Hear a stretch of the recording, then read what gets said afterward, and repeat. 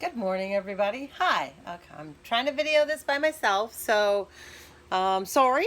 I've been on a little bit of a hiatus. Unemployment payments had stopped, and I'm trying to subsidize my income selling pies and jams, and I did a great job last week, but now it's kind of getting back to, I need to get back to you guys. We're missing blueberry season. That's really important. I made some blueberry jam, which we already know how to make jam, so I didn't feel like I need to make a video showing you how to make blueberry jam. But if you change your mind and want me to, I've got some to make today, so shoot me some notes and I'll make it for you guys in front of you guys instead of doing it on my own.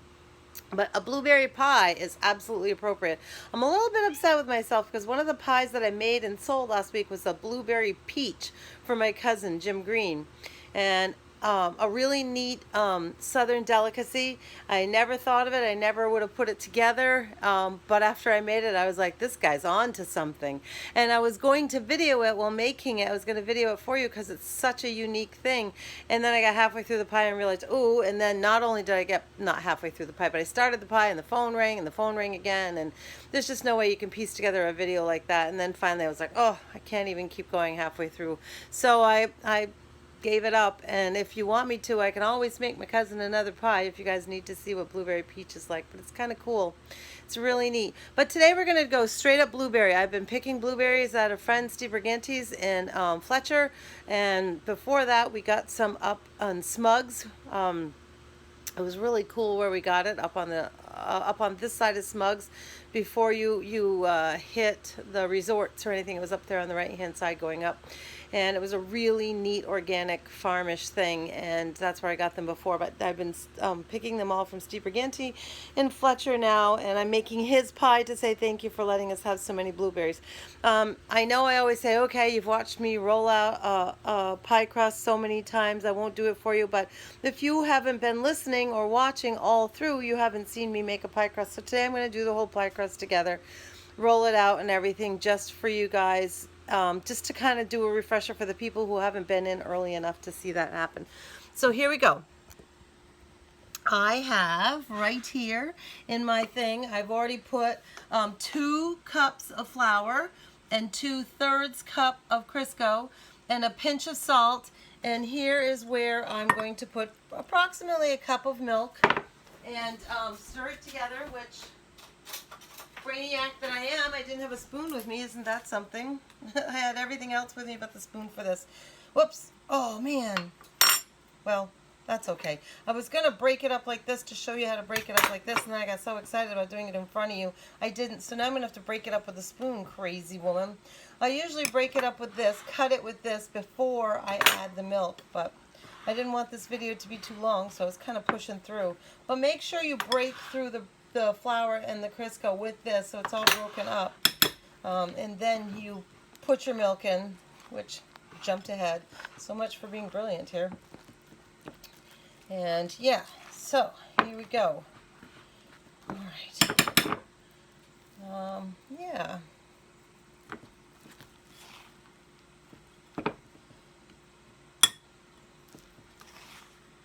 I used a smaller bowl today because I've got all my big bowls I've been using for everything I've been baking and cooking. It's been a wonderful week of baking and cooking. I've seen relatives I haven't seen since last summer. Kim Borbo came and bought 3 pies. Thank you, Kim. She took a triple berry, an apple, and I want to say a blueberry. Yeah, my best customer always is Jasmine. She's bought triple berry pies and apple pies, and I can't even think of all the things that she bought. But this week I also started baking and selling breads, zucchini bread and banana bread in particular, and that's been fun and lucrative as well. And Jasmine bought 2 of those. And in the banana bread, I actually put mini chocolate chips because that was super fun. So here we go. I'm going to see if I can't make sure the camera's watching, being able to watch what I'm doing. So I'm pushing it over here. I'm putting it up. That's my timer on my stove so that I know I am ready to bake. I've got my 375. This pie bakes at 375. That's the temperature, so preheat your oven for 375.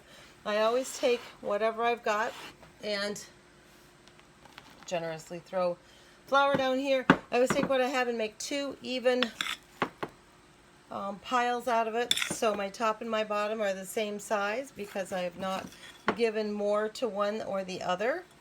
Always take the time to divide it in 2. With my hands generously floured, I just kind of make them into nice little balls here on the side to get it going. Can you see what I'm doing? I think you can. I hope you can. And here's the other one. Then of course I need to keep a lot of flour in the middle of my board. This was my grandmother Austin's board. My mother gave it to me many years ago because I do so much baking and cooking, and I've enjoyed for, oh God, I know over 10 years, and maybe, I don't think it's been 20, but I know over 10 years for sure I've had this board, and I've certainly enjoyed. Every time I make something, I think of my grandma Austin, who had a dozen kids, or a dirty dozen, we should say, 'cause she had 13. And yeah, I always think of all the breads that were made on this board and all the pies, and it always gives me such pleasure to be using the same area that my grandmother used to feed all of her children. So here we go. We're just going to roll it out. Oh, yeah. Roll it out. Normally, whoops, I hit my thing here. Sorry, guys. Normally, when you're making any kind of berry pie, you have to, and especially apple or anything else, you have to put whatever you're going to put on your berries to activate them first. Like apples, you put your sugar and your whatever on there, cinnamon, and you activate that so that when you're ready to put your pie together, and you've seen me do that. Oh, darn it, I keep falling. Sorry, guys, I'm really trying to do this alone, and it's, there we go, that'll be better. And I broke my piece here. When you put your pie together, your fruit is already activated. It's ready and going. And so, and it's evenly coated. See, we just sort of do a little bit bigger there. So, but blueberries are a little different. They don't break down like all your other fruits do. They don't break down like a raspberry. They don't break down like a strawberry. They stay pretty much true into form. So I don't need to put everything on there to get them activated. I'm just going to show you what to put on them in a minute as soon as I finish putting this. This got kind of hurt a little bit, but that's okay. We patch it. I got hurt when I knocked over the camera, but that's okay. I will patch it quickly when we put the other ones on. There we go. So I'm going to put this aside for a minute, and I'm going to pull out the blueberries. And here are your blueberries. All the blueberries that are necessary for the blueberries are 1 cup. There's 5 cups of blueberries in there. 1 cup of sugar. 1/4 cup of flour. 1/4 cup is right there. 1/2 a teaspoon of lemon peel. Now they would really like you to use fresh lemon peel. I don't have it on hand, and remember, if we're in Corona, we're not running off to the store every 2 seconds. So I've always had on hand, I keep it on hand, lemon peel like this.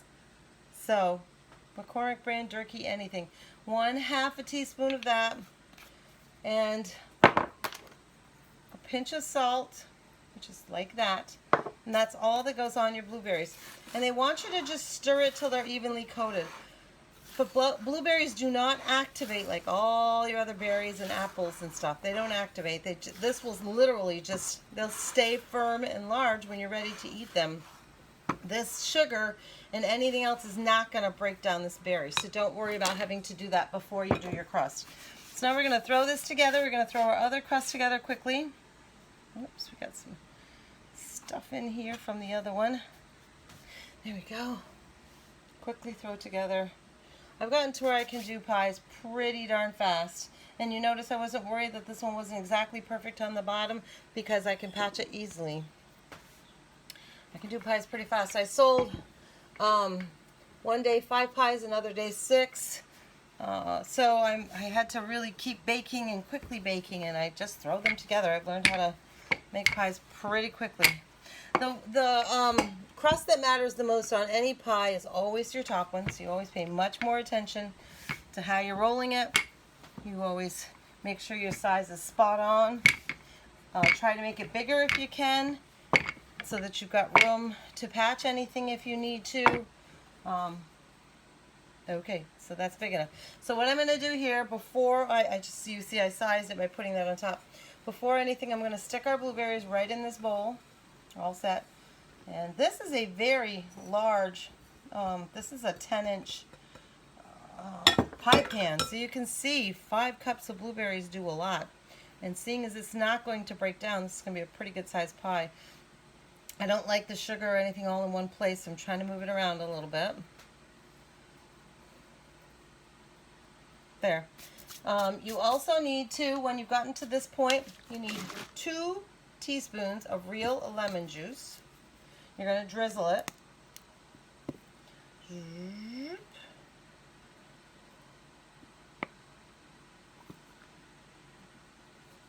There you go. And you're going to want to dot, I call it dot, whatever, dot your pie with some butter. And sometimes recipes don't have the butter. The fruit recipes, if I'm looking for new recipes, they don't always have the butter. To be honest with you, I always include it because it really does something special to your pie. That's kind of that little ingredient that nobody thinks about. I always put it in my apple pies. I put it in my berry pies. I always, at least a tablespoon is what I do. I've got a couple recipes that call for 2 tablespoons, but the triple berry I think is 2 tablespoons. And that's it. Now we're just going to put the cover on. So we're going to push this over for just a second, fold out our cover. It's funny, I can see the pattern of the pie tin on the top of it. And there we go. There, now I'm going to trim anything that's really super long. I'm not trimming it all the way back yet because there's parts I could see, remember, where the other one was close, and I want to marry them together. You want to seal them so that the juices don't go crazy all over your oven.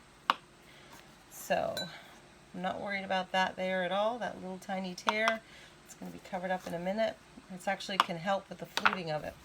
Not the fluting, but the steam holes. Okay, so I do one of 2 things. I either fold it inward or I fold it out. So I take the top on top of it and I fold it in so that, see how that bottom and that top, I want them married. I want them married either inward. See how I just folded those 2 inward? And if it's really short, I'll take the top one and fold it outward. But you want to seal it because you don't want your stuff coming out all over your oven. So depending on if it's long or short, I can fold it inward or outward. See how I'm marrying them together? And I'm actually pinching hard to make sure that they become one. I don't want them to open up. See, this one's kind of big, so I'm going to fold this one inside. And that one's small, so I'm going to fold that one underneath so it marries with that little piece underneath there. And I can even, if I have to, you know, reinforce that bottom a little bit with a piece like this.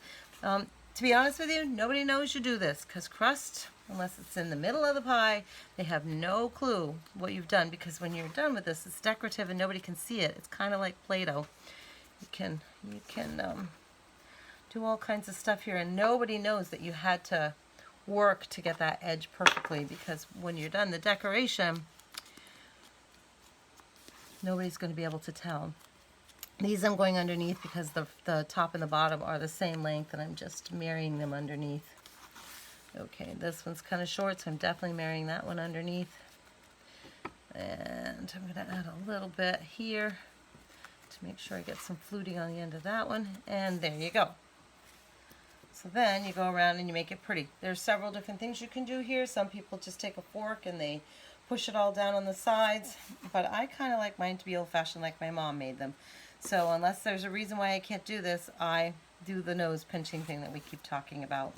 Can you see my nose pinching? Oh yeah, you can from there pretty easily.